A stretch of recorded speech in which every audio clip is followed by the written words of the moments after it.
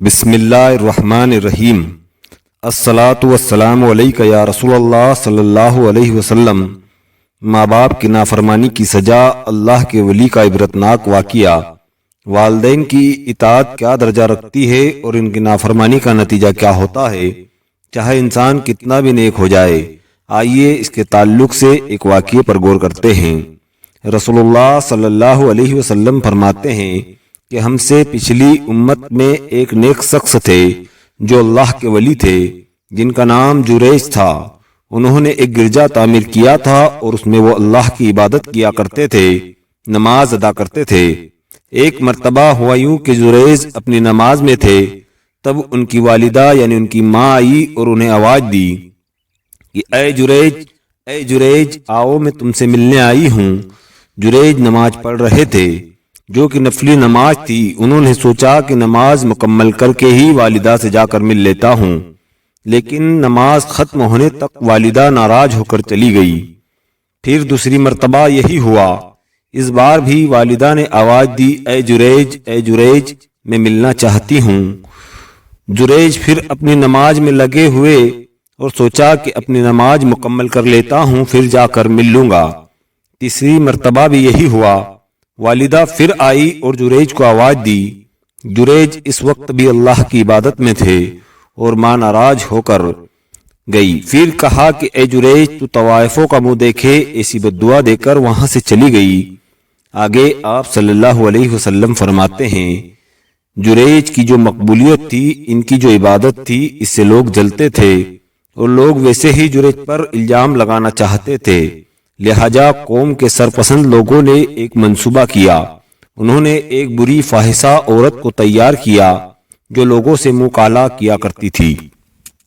اس عورت نے جریج کی گرجا کے باہر ایک چرواہا تھا، اس سے اپنا منہ کالا کرتی رہی، جس سے اس کو حمل ٹھہر گیا اور اس سے ایک اولاد ہوئی جو جنا کی تھی۔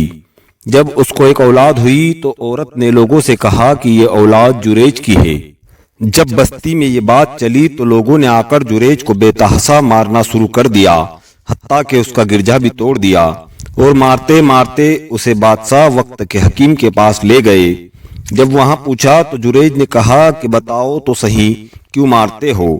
لوگوں نے کہا کہ تمہیں ایک اولاد ہے، تم نے منہ کالا کیا ہے کسی عورت کے ساتھ۔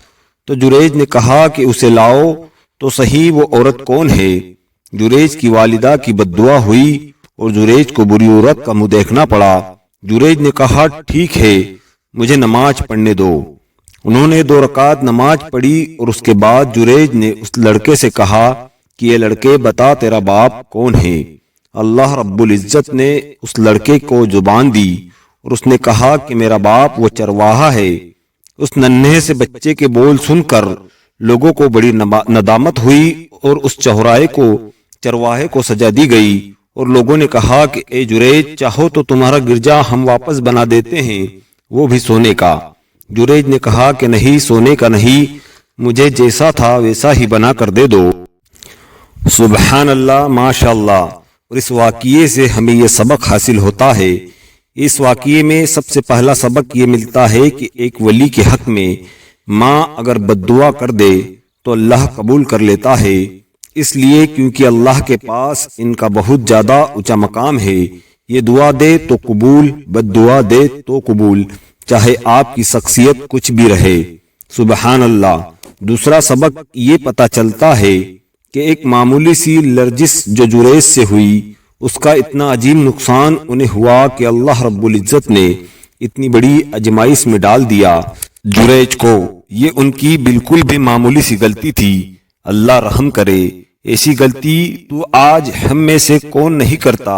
ہمارے والدین 1000 مرتبہ آواز دیتے ہیں لیکن پھر بھی ہم انہیں نظر انداز کر دیتے ہیں۔ اللہ ہمیں معاف کرے۔ اس واقعے سے تیسرا اور اہم سبق یہ ہے جو ہمیں ملتا ہے، نفل عبادت پر والدین کی خدمت کو ترجیح دینا چاہیے۔